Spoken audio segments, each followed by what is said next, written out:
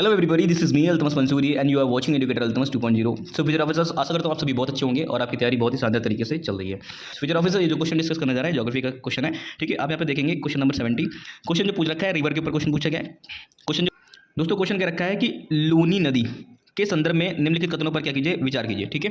अब option number 1 क्या रखा है कि इसके उद्गम स्थल, ठीक है, इसके उद्गम स्थल पर अत्यधिक चूना पत्थर, क्या अत्यधिक चूना पत्थर की उपस्थिति के कारण इसका जो नेचर है वो क्या है, लवड़ी नेचर का है, ठीक है। मतलब इसका जो पानी है वो कैसा है, खारा पानी है, सॉल्टी है, ठीक है। अब दोस्तों ऑप्शन नंबर 2 क्या रखा है, ऑप्शन नंबर 2 क्या रखा है कि खंबात की खाड़ी में गिरते समय यह लवड़ी जल वाले ज्वार नदमुख एस्चुरी का क्या करते हैं, दोस्तों यहाँ पे ध्यान देंगे, एस्चुरी का क्या करते हैं, निर्माण करते हैं, ठीक है। तो दोस्तों यहाँ पे क्वेश्चन को डिटेल में पूछा गया है, ठीक है। जब तक आपका कॉन्सेप्ट क्लियर नहीं होगा तब तक दोस्तों आपसे क्वेश्चन नहीं हिलेगा, ठीक है। इस टाइप के क्वेश्चन आ जाते हैं, ठीक है। तो दोस्तों इनको करने में दिक्कत होती है, कठिनाई उत्पन्न होती है। तो चलिए इनके बारे में एक बार हम यहाँ पे समग्र ज्ञान लेते हैं, ठीक है। लूनी नदी के बारे में हम पूरी चीज़ें समझते हैं, तब जाकर के इसका आंसर करने की कोशिश करेंगे, ठीक है। प्यारे साथियों, इसको पढ़ने के बाद आपको ना एनसीईआरटी पढ़ने की जरूरत है, ना ही आपको महेश कुमार बर्णवाल लगाने की जरूरत है। दोस्तों कोई भी एक्स्ट्रा स्टैंडर्ड बुक पढ़ने की आवश्यकता नहीं है, क्योंकि हमने यहाँ पे सभी फैक्ट को क्या कर लिया है, कवर कर लिया है और साथ साथ में कॉन्सेप्ट का भी डिस्कस कर दिया है, ठीक है। सो मेरे प्यारे साथियों देखेंगे तो इसका जो उद्गम होता है दोस्तों, कहाँ पे होता है, राजस्थान में होता है। कहाँ पे होता है, राजस्थान में बहने वाली ये नदी है, ठीक है। अरावली की पहाड़ियों में दोस्तों, पुष्कर के पास दोस्तों, अजमेर में दोस्तों इसका क्या होता है, यहाँ पे उद्गम होता है। दोस्तों अरावली रेंजेस क्या है, विश्व की सबसे पुरानी पर्वत श्रृंखला है, ठीक है, ये भी आपको पता होना चाहिए। उसके बाद दोस्तों आप देखेंगे इनका जो कोस्ट है वो 496 किलोमीटर का है, ठीक है। इनकी जो लेंथ है 496 किलोमीटर है, ठीक है। इसके बाद आप देखेंगे कि इनका जो ये लवड़ी गुड़ है, ठीक है, इनका जो ये सलाइन वाटर है, ठीक है, इसका क्या कारण है।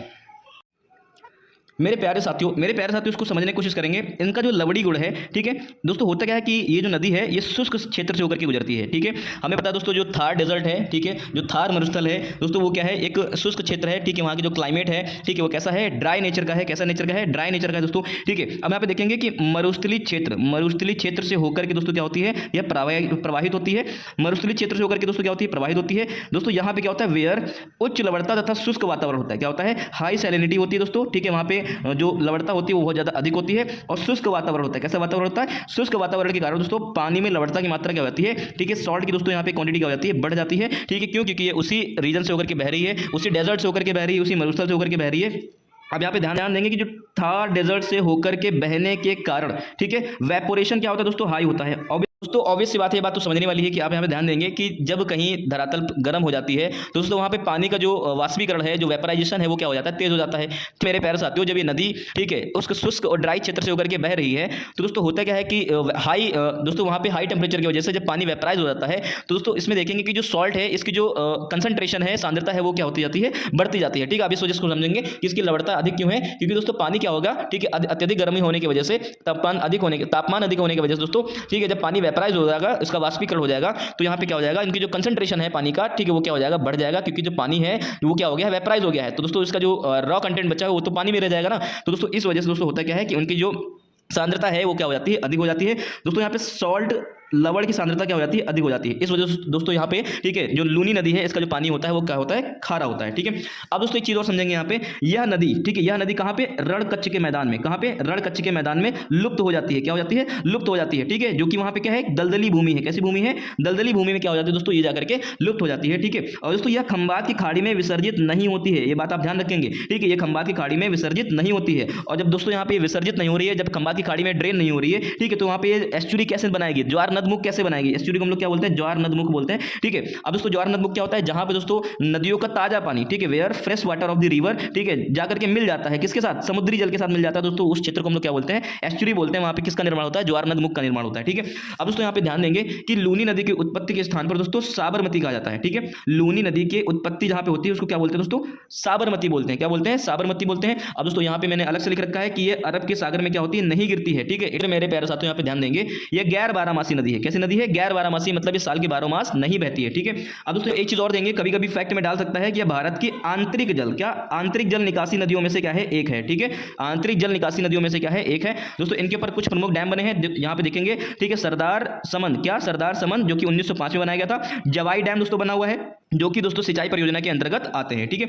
अब दोस्तों यहाँ पे देखेंगे जोधपुर में दोस्तों यहाँ पे जसवंत सागर डैम बना हुआ है। क्या बना हुआ है, जसवंत सागर डैम बना है। ये फैक्ट आपको भी पता होना चाहिए, ठीक है। तो चलिए दोस्तों इनको थोड़ा हम यहाँ पे ग्राफ के थ्रू समझने की कोशिश करते हैं।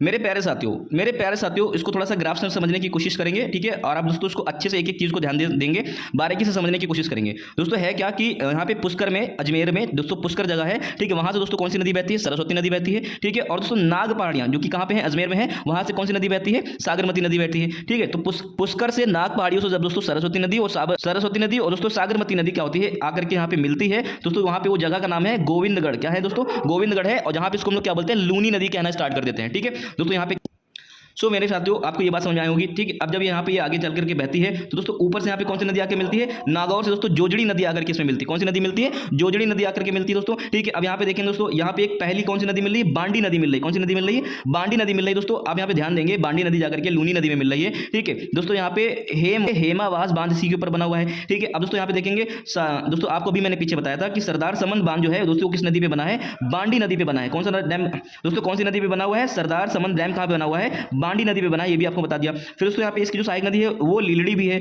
ठीक है, फिर मीठड़ी भी है, फिर सुकड़ी भी है। फिर दोस्तों यहाँ पे एक जवाई नदी है। क्या है? जवाई नदी, जो भी किसकी क्या है? सहायक नदी है, ये भी आप ध्यान देंगे, ठीक है। इसके ऊपर दोस्तों जवाई डैम बना हुआ है। कौन सा डैम बना हुआ है? जवाई डैम बना हुआ है दोस्तों, ठीक है। और ये जो जवाई डैम बना हुआ है, ठीक है दोस्तों। अब जवाई की एक सहायक नदी और है जिसको हम लोग खारी बोलते हैं। क्या बोलते हैं? खारी बोलते हैं दोस्तों, ठीक है। अब दोस्तों इसके आगे जब चलती है तो इसमें जाके सागी, क्या सागी जालौर दोस्तों, इसमें क्या सागी दोस्तों जाकर के मिलती है, जो कि जालौर स्थान से जाकर के मिलती है। उसके बाद दोस्तों यहाँ पे क्या है? दोस्तों कच्छ करण मैदान में जाकर के क्या करती है? यहाँ पे संगम में दोस्तों क्या करती है? लीन हो जाती है, ठीक है। इसके बाद क्या हो जाती है? ये विलुप्त हो जाती है, नाक की खंबात की खाड़ी में ड्रेन होती है, ठीक है। आपको इतनी बात समझ आई होंगी। तो चलिए क्वेश्चन को आंसर करने की कोशिश करते हैं, ठीक है दोस्तों। यहाँ पे देखेंगे कि इसके उद्गम स्थल पर अत्यधिक चूना पत्थर, क्या इसके उद्गम स्थल पर अत्यधिक चूना पत्थर उपस्थिति के कारण इसका जो नेचर है वो कैसा है? लवड़ी प्रकृति का है, ठीक है, सैलाइन नेचर का है दोस्तों। ये बात बिल्कुल गलत हो गई। क्यों? क्योंकि आपको मैंने अभी बताया था कि जो इसका कोस्ट है, ठीक है, जब ये मरुस्थलीय क्षेत्र से होकर के गुजरती है, डेजर्ट रीजन से होकर के गुजरती है, तो वहां पे होता क्या है कि वहां पे जो दोस्तों मरुस्थल के अंदर जो सॉल्ट पाया जाता है दोस्तों, वो जाकर के इसमें इन्वॉल्व हो जाता है, ठीक है। और दोस्तों जैसे ही पानी वेपराइज होता है तो इनकी जो कंसंट्रेशन है, सांद्रता है, वो जाकर के सॉल्ट की बढ़ती जाती है, जिसकी वजह से और ज्यादा खारी